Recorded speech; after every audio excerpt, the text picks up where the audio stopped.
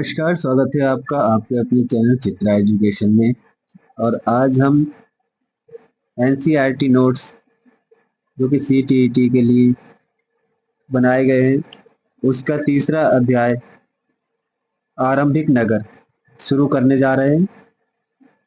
अगर आप चैनल पर नए हो तो चैनल को लाइक करें, चैनल को सब्सक्राइब करें, वीडियो को लाइक करें और ज़्यादा से ज़्यादा शेयर करें। तो शुरू करते हैं आज की क्लास।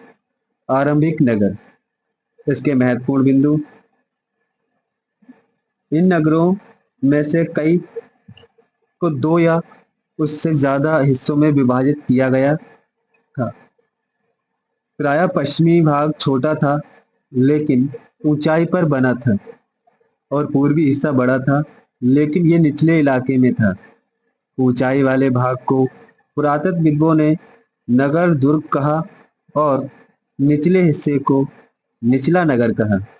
मोहनजोदड़ो में खास तालाब बनाया गया था जिसे पुरातत्वविदों ने महान स्नानागार कहा। यह महान स्नानागार का चित्र है, इसकी बनावट आप देख सकते हैं। कालीबंगा और लोथल जैसे अन्य नगरों में अग्नि कुंड मिले हैं जहां संभवतः यज्ञ किए जाते होंगे। हड़प्पा, मोहनजोदड़ो और लोथल जैसे कुछ नगरों में बड़े बड़े भंडार गृह मिले हैं। नगरीय जीवन। हड़प्पा के नगरों में बड़ी हलचल रहा करती होगी। यहाँ पर ऐसे लोग रहते होंगे जो नगर की खास इमारतें बनाने की योजनाओं में जुटे रहते थे। ये संभवतः यहाँ के शासक थे, या ये भी संभव है कि ये शासक लोगों के भेजकर दूर दूर से धातु, बहुमूल्य पत्थर और अन्य उपयोगी चीजें मंगवाते थे। शायद शासक लोग खूबसूरत मनकों तथा सोने चांदी से बने आभूषणों जैसे कीमती चीजों को अपने पास रखते होंगे। इन नगरों में लिपिक भी होते थे जो मोहरों पर तो लिखते ही थे और शायद अन्य चीजों पर भी लिखते होंगे जो बच नहीं पाई हैं। इसके अलावा नगरों में शिल्पकार, स्त्री पुरुष भी रहते थे जो अपने घरों या किसी उद्योग स्थल पर तरह तरह की चीजें बनाते होंगे। लोग लंबी यात्राएं भी करते थे और वहां से उपयोगी वस्तु लाते थे। नगर और नए कुछ ऐसी चीजों के बारे में अध्ययन करें जो हड़प्पा के नगरों से प्राप्त हुई हैं। पुरातत्वविदों को ये चीज वहां मिली हैं। उनमें अधिकतर पत्थर, शंख, तांबे, कांसे, सोने और चांदी जैसी धातुओं से बनाई गई थी। तांबे और कांसे से औजार, हथियार, गहने और बर्तन बनाए जाते थे। सोने और चांदी के गहने और बर्तन बनाए जाते थे। यह मिली सबसे आकर्षक वस्तुओं में मनके, बाट और फलक हैं। हड़प्पा सभ्यता के लोग पत्थर की मोहरें बनाते थे। इस आयताकार मोहरों पर सामान्यतः जानवरों के चित्र मिलते हैं। हड़प्पा सभ्यता के लोग काले रंग से डिजाइन किए हुए खूबसूरत लाल मिट्टी के बर्तन बनाते थे। ये लोग जो है लाल मिट्टी के बर्तन बनाते थे और उसके जानवरों के चित्र मोहरों के द्वारा डिजाइन करते थे, जैसे कि आप नीचे देख सकते हैं। ये जानवरों के चित्र हैं। मेहरगढ़। मेहरगढ़ में कपास की खेती होती थी। मोहनजोदड़ो के कपड़े के टुकड़े के अवशेष, चांदी के एक फूलदान के ढक्कन पर कुछ अन्य तांबे की वस्तुओं से चिपके हुए मिले हैं। पक्की मिट्टी तथा फुआंस से बनी तकलियां सूत कताई का संकेत देती हैं।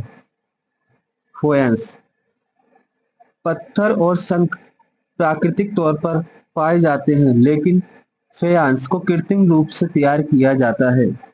बालू या स्फटिक पत्थरों के चूर्ण को गोंद में मिलाकर उनसे वस्तुएं बनाई जाती थी। उनके बाद उन वस्तुओं पर एक चिकनी परत चढ़ाई जाती थी।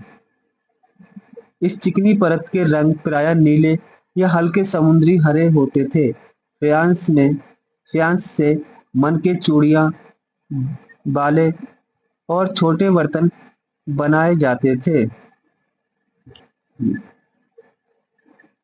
मूर्ति का चेहरा कितना आकर्षक ढंग से बनाया गया है और उसकी दाढ़ी कितनी अच्छी तरह दर्शाई गई है। ये किसी विशेषज्ञ मूर्तिकार का ही काम हो सकता है। ये मूर्ति आप देख सकते हैं। हर व्यक्ति विशेषज्ञ नहीं हो सकता है था। हमें ये पता नहीं है कि क्या सिर्फ पुरुष ही ऐसे कामों में प्रशिक्षण हासिल करते थे या फिर केवल महिलाएं ही। शायद कुछ महिलाएं और पुरुष दोनों इस काम में दक्ष थे।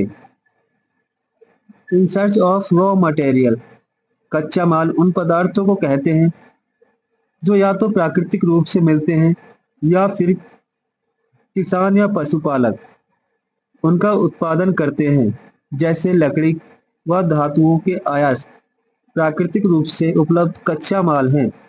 किसानों द्वारा पैदा किए गए कपास को कच्चा माल कहते हैं। हड़प्पा के लोगों को कई चीजें वहीं मिलती थी, लेकिन तांबा, लोहा, सोना, चांदी और बहुमूल्य पत्थरों जैसे पदार्थों को वो दूर दूर से आयात करते थे। हड़प्पा के लोग तांबे का आयात संभवतः आज के राजस्थान से करते थे। यहाँ तक कि पश्चिमी एशियाई देश ओमान से भी तांबे का आयात किया जाता था। कांसा बनाने के लिए तांबे के साथ मिलाई जाने वाली धातु टीन का आयात आधुनिक ईरान और अफगानिस्तान से किया जाता था। सोने का आयात आधुनिक कर्नाटक और बहुमूल्य पत्थर का आयात गुजरात, ईरान और अफगानिस्तान से किया जाता था। हड़प्पा के लोग गेहूं, जौ, दालें, मटर, धान, तिल और सरसों उगाते थे। हड़प्पा के लोग गाय, भैंस, भेड़ और बकरियां पालते थे। गुजरात में हड़प्पा कालीन नगर, कच्छ के इलाके में खदिर वेद के किनारे धौलावीरा नगर बसा था। वहां साफ पानी मिलता था और जमीन उपजाऊ थी। जहां हड़प्पा सभ्यता के कई नगर दो भागों में विभक्त थे, वहीं धौलावीरा नगर को 3 भागों में बांटा गया था। गुजरात की खंबत की खाड़ी में मिलने वाली साबरमती की एक उपनदी के किनारे बसा लोथल नगर ऐसे स्थान पर बसा था जहां कीमती पत्थर जैसा कच्चा माल आसानी से मिल जाता था। यहाँ पत्थरों, शंखों और धातुओं से बनाई गई चीजों का एक महत्वपूर्ण केंद्र था। इस नगर में एक खास भंडार गृह भी था। ये लोथल का बंदरगाह है। लोथल का बंदरगाह, यहाँ बड़ा तालाब लोथल का बंदरगाह रहा होगा, जहाँ समुद्र के रास्ते आने वाली नावें रुकती थीं।